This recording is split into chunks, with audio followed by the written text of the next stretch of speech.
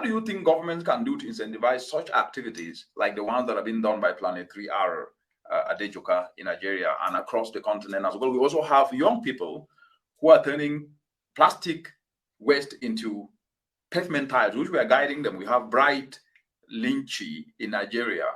We have Aliu Oma in Nigeria. We have young people in Cameroon who are doing this, and they're actually turning plastic into pavement tiles. And this is not only creating opportunities, but the reality is that governments need to do something, right? And they're already doing it in some way. But the point is this: governments have the power to implement strict regulations on plastic production and disposal. They can also invest in waste management infrastructure and public education campaigns.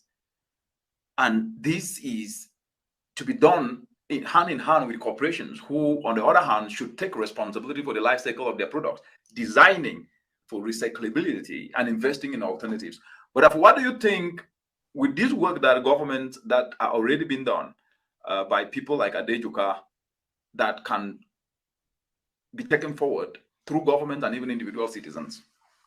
Well, I think that if we've seen an excellent example today, that shows that if she can do it, anyone can do it. So I believe Absolutely. that we have to really put it into perspective that although she's a brilliant human, like, we're all capable of doing this. It just comes down to the mindset.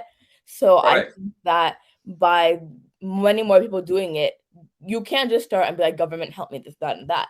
So many more people doing it, the government will be like, okay, like a lot of people are doing this, and it seems as if it's benefiting our country and benefiting our economy. So let me help out.